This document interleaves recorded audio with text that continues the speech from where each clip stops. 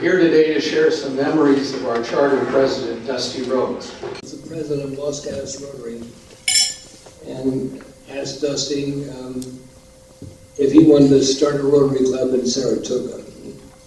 So he thought it might be kind of fun. All it took was finding 20 people in the community. And Saratoga was a full-blown community in those days, even though Saratoga wasn't incorporated. I would say he originally was an attorney in the club, became a municipal court judge. You'll hear more about that, and a superior court judge, and then ultimately an honorary member of our club.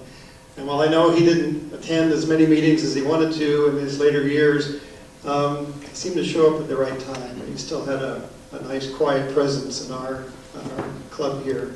I know he was involved, I think, in the first President's Day, which was 5 years later, which had been 1960. So he spearheaded that. He was fully involved in Interact. So a lot of things that he did on the sidelines that many of us didn't know.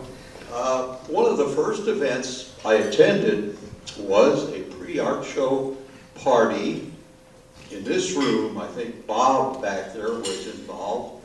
And we danced and drank, and it didn't break up till like 1 in the morning. Well, of course, the next day, Saturday, it was art show setup. So all these blurry-eyed guys would come in and try to set things up. So, you know, it was fun. They were a great, wild gang, good party group.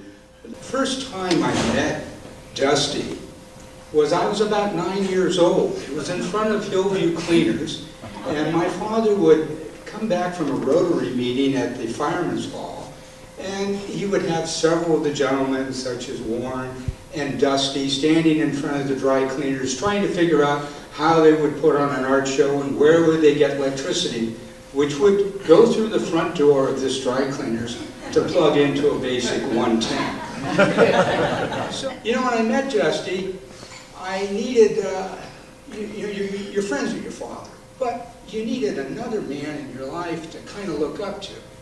And I looked up to Dusty.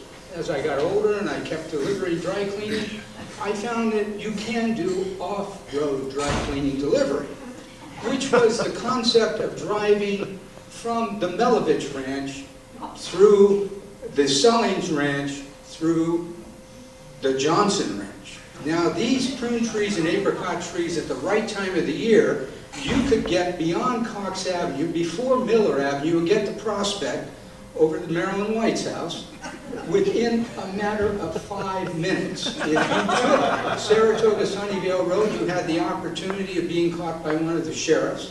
And if you took the Saratoga Avenue, you'd always have to worry about somebody trying to cross the street. So as I moved through the orchard, I noticed Nick Melovich, the older Nick Melovich. And soon I had a police officer at the front door, either at the dry cleaners or whatever, talking about reckless driving and off-road driving. Now, that was when the municipal court also heard arguments in regards to traffic violation. I was the scariest, the most frightened young man of 16 or 15 3/4 that I had to go in front of Judge Rhodes, who was a friend of my father's, who I had looked up to either at the Halloween dance at Oak Street School, and then say, yes, I did do that in that 41 Chevy, but okay. Dusty Rhodes was a consummate gentleman. He really was. Whether he was in court as a judge or whether he was in a meeting like this, he was always a gentleman.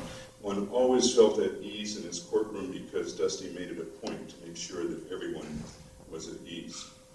Jack Comar, who is one of our retired judges, tells the story of appearing before Dusty on a criminal calendar when Jack was himself just a young DA. The case was called People versus Jones. Jack stated his appearance for the record, Jack Comar, Deputy District Attorney for the People.